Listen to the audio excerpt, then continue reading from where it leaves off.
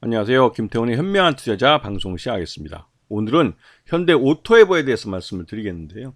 이 회사는 현대차 그룹의 이 자율주행 소프트웨어 개발에 있어서 가장 많은 기술을 갖고 있고, 내부적으로도 현대차 그룹의 이 전산을 책임지고 있는 회사라고 할 수 있습니다.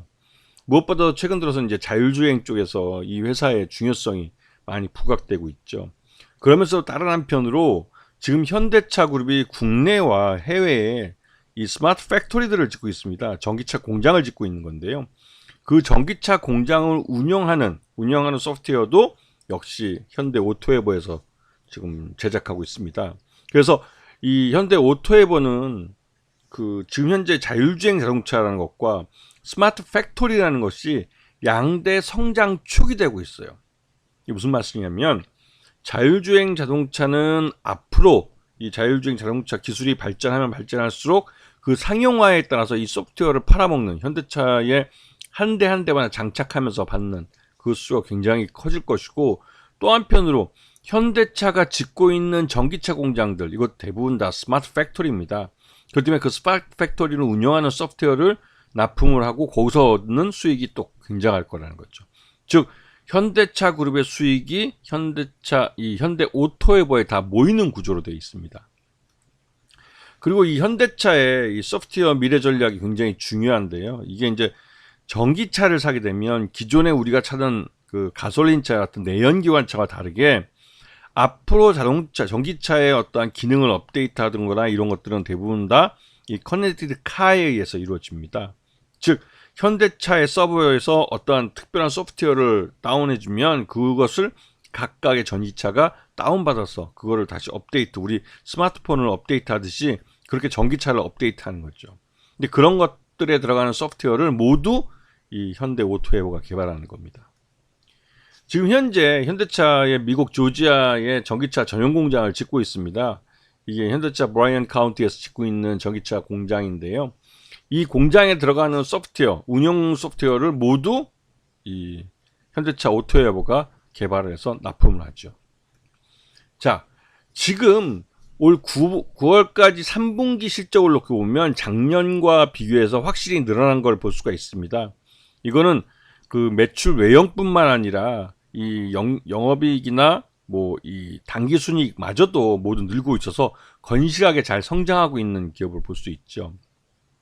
그리고 무엇보다도 현대오토에버가 이렇게 현대차 그룹의 이 그러니까 어떤 수익의 저수지와 같은, 그러니까 모든 수익이 흘러들어서 모일 수 있는 데가 바로 이 현대오토에버가 되는 이유는 이 정의선 회장이 직접 한 7% 정도의 지분을 보유하고 있다는 겁니다. 이거는 다른 그 현대글로비스를 제외하고 다른 그 계열사들보다는 지분이 굉장히 높은 편이죠. 그래서 이 현대오토에버는 나중에도 그러니까 그 실적이 많이 모이면 그만큼 고배당을 해줄 수 있고, 그 고배당을 통해서 정의선 회장이 캐시카우를 가져갈 수 있는 그런 구조로 되어 있습니다. 그리고 지금 이 현대오토에버의 최대주 지분이 약 75.31%라 이 회사는 조금만 사도 주가가 급등해버리는 그런 품절주가 될 가능성이 큰 종목이죠. 근데 이 최근에 이게 이슈가 된 건, 검찰이 갑자기 서정식 그 CEO, 현대오토에버의 CEO인데요. 이분 자택을 압수수색한 겁니다. 그 이유가 정의선 회장의 그 일가의 어떤 그 창업한 회사를 이 KT 쪽에서 비싸게 사줬다는 건데, 이게 그 전에 KT 그 전 회장이죠. 전 회장의 그 일가 친척이 갖고 있던 회사를 또 현대오토에버가 비싸게 투자를 해줬다는 것에 대한 보훈 차원의 그러니까 서로 바터로, 그러니까 서로가 서로를 이렇게 그 도와주는 그런 바터로 도와줬다는 게 검찰의 해석이고, 그에 따라서 거기에 관련된 키맨으로 이전에 2021년 이전에는 KT에서 근무했고 2021년부터는 이 현대오토에버의 CEO로 근무하고 있는 서정식 대표를 우선 조사하는 것 같습니다. 자택까지 압수할 정도면 검찰이 자신있게 어떤 증거를 잡았다는 것이고, 이를 통해서 그 칼날 끝이 정의선 회장을 가리키고 있죠. 근데 최근 들어서 삼성전자 이재용 회장도 그 불법 경영권 승계에 관해서 1심에서 검찰이 지금 징역 5년을 이례적으로 좀 선고를 했는데요.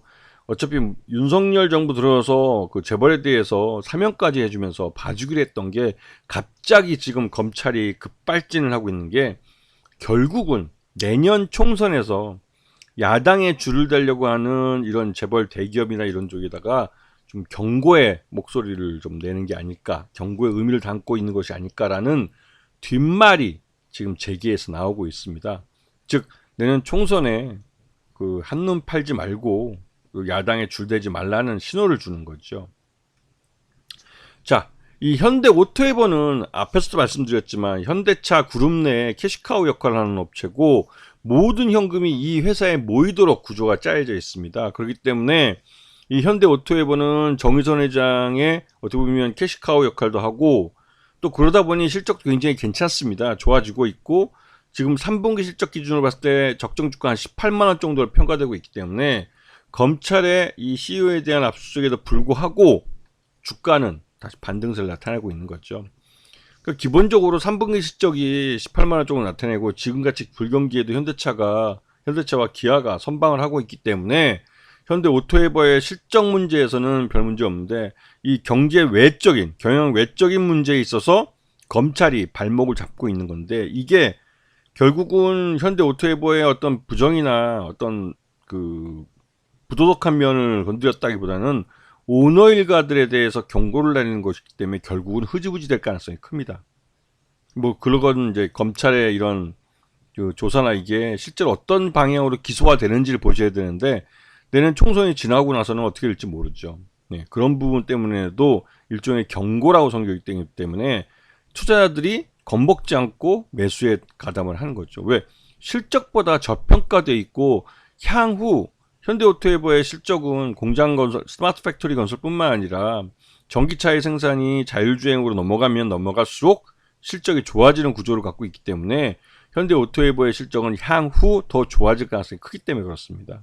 아시겠습니까? 자, 오늘 방송 여기서 마치겠습니다. 감사합니다.